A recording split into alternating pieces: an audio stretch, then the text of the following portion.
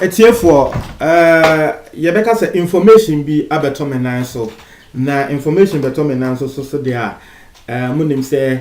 memfa entemo nti no me the best brand sisi a na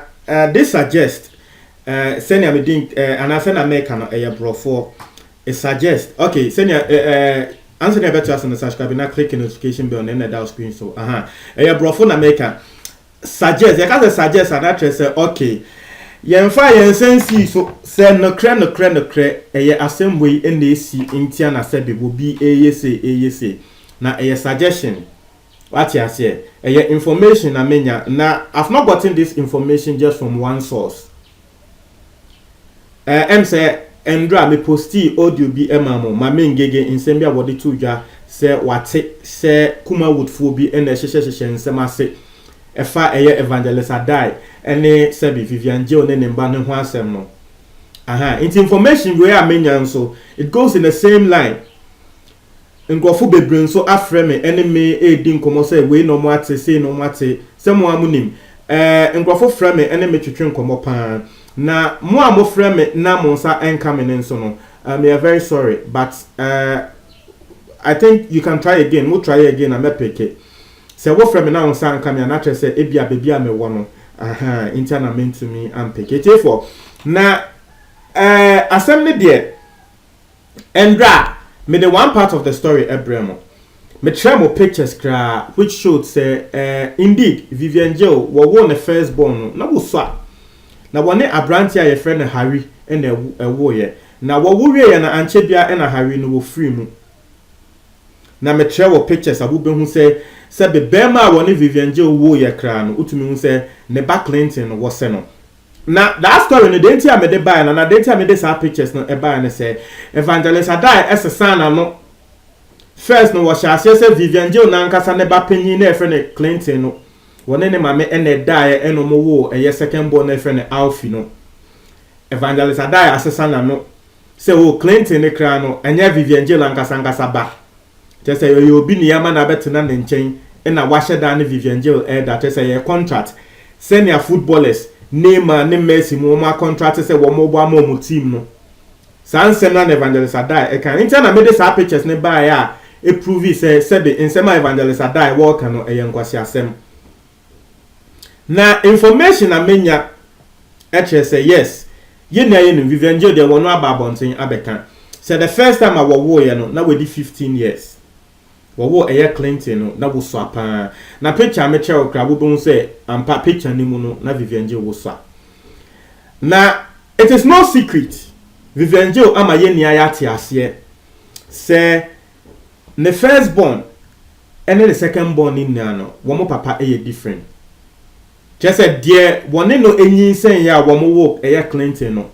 enye that same person and I want no ewo Alfie no because Clinton no ne papa be wu ye inti ne papa be wu ye I think over 15 years on over 15 16 17 years on and I was sanso ko share wo be fufra one ni pa kono awo but up to now nipa one na awo no won fa no emba abonte ye inti nkrofo enim no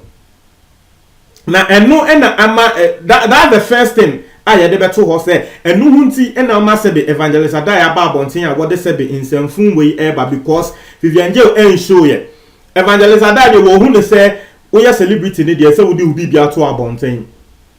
na Vivian J enfa to abonten ne de na tese secret bi o baby nti ono ne nyansem ana se be ni ginie mu no wo ko hu ne say secret ne say Vivian J ne ono ane ba Clinton ene dai na nipa wo dwin say asebe no wa adwen no but enye eho asem kan ye kan enye evangelist adai but information ayenya ene say onipa wo hyehye ensem we ase no obi beka say na evangelist adai e ba ne say na all of a sudden wa be attack Vivian J information ayenya ne say onipa wo hyehye sa ensem we ase no wo yo bi asebe wo ben Vivian J say na mama ngege kan say nipa kono owo kuma wood mu no it could be say you can say go be Ben Vivian J it could be say one no ben ewo adwumaye mu na tell say nipa kono so ye actress and na wo ye actor and it could be say nipa kono kra no wo ye na danfo and it could be say nipa kono kra ye ni relatives part of the relatives no inti there are 3 scenarios here. Intimate scenarios in here air to honam what asem na see. There are 3 scenarios here. First, the yet an information I mean and say nipa ko a wo ma ada information and na wo ma ada sebe wo ye Vivian J say wo say no nipa ko no ebe no na nipa ko ne kra no enyo no ankasa na wo handle the main thing no na asem me say nipa ko a wo ne Vivian J ewo ye no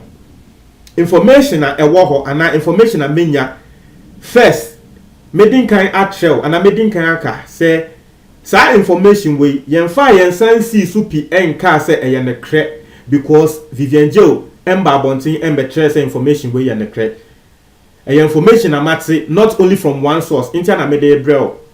mate from several sources na nsem so they are waiting from many other sources are send ya brofofo eka no in every rumor there is a little bit of truth interna mede brel now so we hu de e koso asem ne say obema woni Vivian J enyi sen ye ewo eye the second born aye friend Alfie no wo mususu say sa bema no oyowo bia wo awawe mu deda etie mu nti asem ne ye wo mususu say sa bema no oyowo bia wo awawe mu deda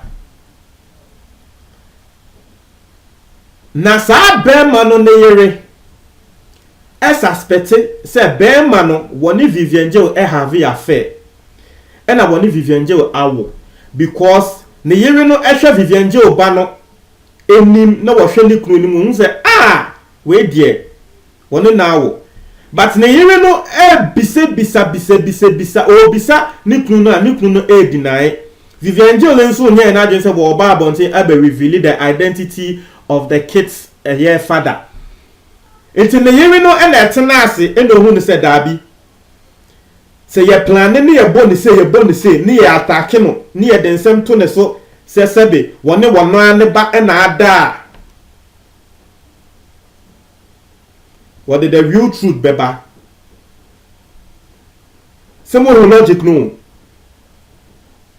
se why na adwen se won ka papa na ye she dan fa ntron to ne so because a psychological move nipa da se need ye wouldn't throw to so obon say afa nipa ko na ba bonte se wo ka ne kre no nti why na adwen se won reveal papa no e ma mi hu se eye mikunu no e na wone no akoda e se ye de asem ye boa asem we ana ye hia asem we to ne so na ye hia to ne so a wo bedwane aba bonte because em say in some way by no for the very first time nanka ye nim for me no nanka meka say for the very first time kan nanka me nim Clinton no Vivian J the first born no nanka me nim ne papa because ono so ne ade a na nkrofo bebre enim in some way sha say ba no na ye sha say ye nya pictures of Clinton no ne papa into nkrofo hu no say yes there has been a move into na afa ye pese ye hu Alfie no ne papa into ye boa asema to ne so say won Clinton na ne dan na wo Alfie no sana bo bedwane aba bonte abetre so okay Alfie ne kra ne papa ni into sansem no ntro into information amenya ne say papa no ne yere na wa hyehye asem wei epese wode to Vivian J so send me din kan no we can't confirm whether this is true or not a rumor. I just hope this is not true. But information we and nkrofo afrem ya wo mo ka kire me ntia na men so me yeden me de to dwa no ntia no ni asema eda ho nti ni bako na dwendwen no hu se hwan na ye ne no hyehyɛ ho ana hwan na wo beba be ka asem because asem bi say de enye obi ana o ka sebe ye be fi no nti hwan na ye ma ne ka asem we ya ana ye be ma na ba bontia be ka asem we be ma Ghana fo ehu ne say asem we anipa ko ye kan say ena wo mo fa adwen say ye mfa nkoma eye Vivian J ye mfa nkoma eye Evangelist Adai sorry nti nipa ko no e collaborate because you see Vivian J na nkasa ne nkrofo a wo mo ban no wo mo ankasa mpu no wo mu ni papa na wo ni Vivian J wo ye no nti o mo ni nipa ko no e collaborate ye ana wo ni nipa ko na collaborate nti ana ma mingege ba bonten e be ka say nkrofo bi wo kuma wood mu wo mo ema information send am di kan kire wo no ye ka say nkrofo bi e wo kuma wood mu ana ye ka say obi ye close to Vivian J la e could be say nipa ko no e wo kuma wood mu ana wo ye ni relative ana wo ye na danfo but sɛ na maame ngege kan sɛ nipa ko no e wo kuma wood mu ye be fa ne sɛ nipa ko no wo kuma wood mu e na wone maame ne ye one e na kyerɛ sɛ wo mo contact evangelist Adai no kyerɛ sɛ Vivian J video bia no mo asɛne ama Adai nti wo be hwɛ ananse Adai wo be ka asɛm a na wo bo Vivian J video bi no kyerɛ sɛ asɛm yi Vivian J ka sɛ e wo mu o ka sɛ wo mu nti nyante ye sɛ nkrofo na ɛsɛne saa videos no Vivian J reply bia na mo de ama no sɛ wo mbeye se nti nkrofo ka sɛ Adai de wo ye na enye ne niso a ɛyɛ nkrofo bi na ɛhyehye aseɛ. We can't confirm whether this is true or not, but this is the story at Eda Bonten. Me ma wate. Na me mba bonten se me nim se eye ne kre na ma ba bonten abete se o we ni ne kre da bi me de me nya sa. This is the story behind the whole thing. Chawadin our comment box mo tie for me da say.